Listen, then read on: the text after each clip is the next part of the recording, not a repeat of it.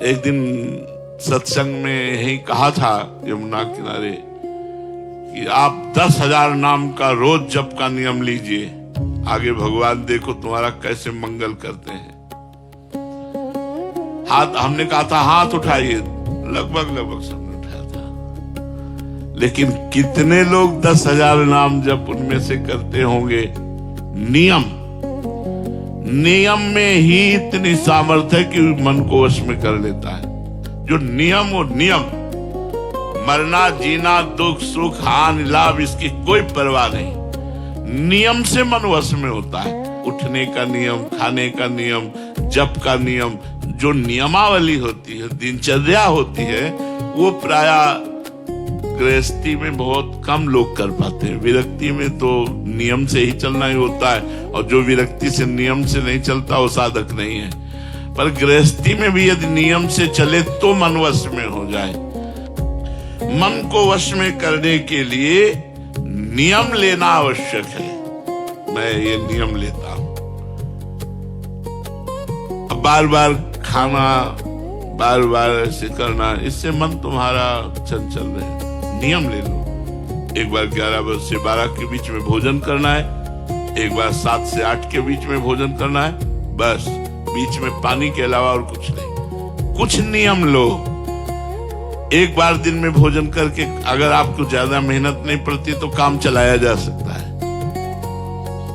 एक बार नाश्ता कर लीजिए, एक बार भोजन कर लीजिए, छोड़ दीजिए और नाम जप कीजिए। देखिए शाम के थोड़ा दूध ले लीजिए। कुछ नियम रखिए, मन वश में होगा। सात्विक भोजन, नियमित भोजन, नियमित दिनचर्या। मन को वश में करने के लिए जब हम चेष्टा करते हैं तभी बलवान और हमको परास्त करता है। इसलिए सावधान रहें। जैसे किसी पहलवान को आप पटकना चाहें, मन पहलवान है, फिर वो सारे दांव पेच मारेगा कि आप छाचित गिरे तो भी आप पछाड़ मारेगा एकदम। तो जिस समय आप मन को वश में करने के लिए चले, उस समय गुरुदेव की कृपा मनाएं। हे गुरुदेव भगवान, आपकी ही आज्ञा से मैं आपके भजन मार्ग में इस मन को लगाना चाहता हूं। आप कृपा, गुरु कृपा ही केवलम। तो गुरु कृपा से आपको बल मिलेगा जिससे आप मन को अपने वश में कर पाएंगे।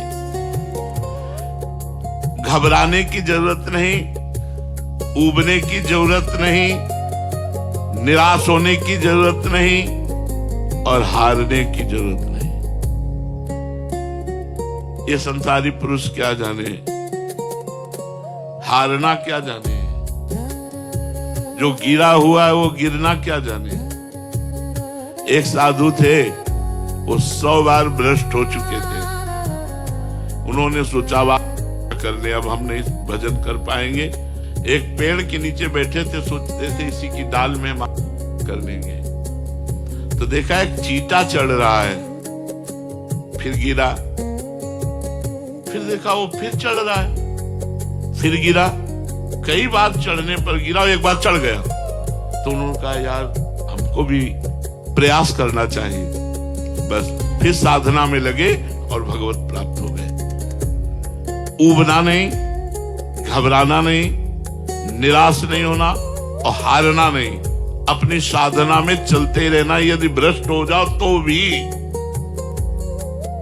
यदि गिर जाओ तो भी, नियम टूट जाए तो भी, अगर गलत मार्ग में कदम चला गया तो भी हम प्रयास नहीं छोड़ेंगे तो हम जीत जाएंगे। प्रयास छोड़ दिया तब तो फिर सब बेकार हो जाएगा। नाम जप करना, बार बार भोगों से मन को हटा के भगवान में लगाना। यदि हम हार भी जाते हैं तो भी हमको नहीं रुकना, हमें प्रयास करते रहना है। मन को प्रभु में लगाने के लिए प्रपंची लोगों से बचने की आवश्यकता है। वो आपको ऐसे दुलार प्यार फुसलाकर गलत